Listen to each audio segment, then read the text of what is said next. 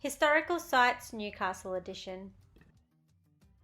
Mrs. Tyree went for an excursion all over Newcastle. What an amazing place we live, to find my favourite historical sites.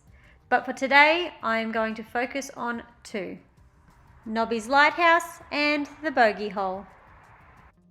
You might be thinking, well, what is a historical site? Well, the definition of a historical site or heritage site is an official location where pieces of political, military, cultural or social history have been preserved due to their cultural heritage value. Let's firstly take a brief look at the historical site Nobby's Lighthouse. Nobby's Lighthouse was built in 1857 on Wibbagamba, which is the Aboriginal dual name for Nobby's Head. This lighthouse is positioned on the entrance to Newcastle Harbour. It is said that Nobby's Head was originally called Coal Island. This lighthouse was first powered by 20,000 candle power, which was looked after by 3 lighthouse keepers.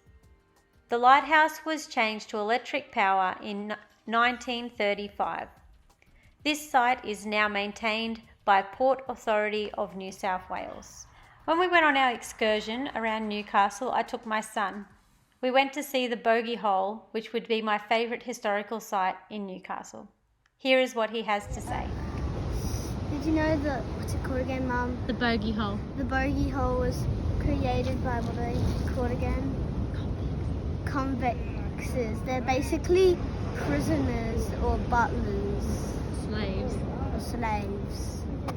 How many people was it originally built for? One. It was originally built for one person. For one person. That's crazy, isn't it?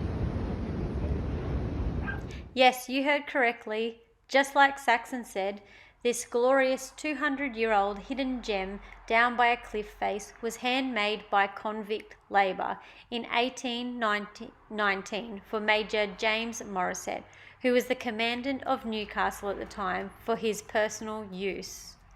The meaning of the word bogey actually means to bathe or to bath in Dharawal language.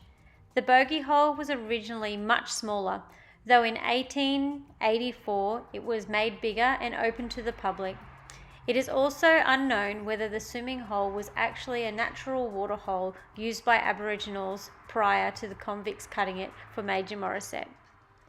It is believed to be a national significance for being the earliest example of a purpose-built swimming hole in the whole of Australia.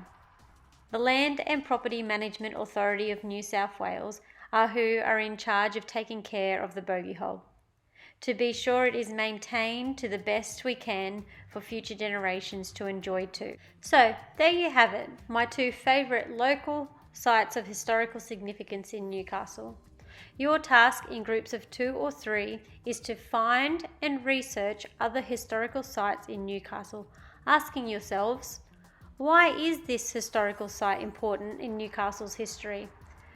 What is its historical significance? And how is it being looked after and preserved for future generations?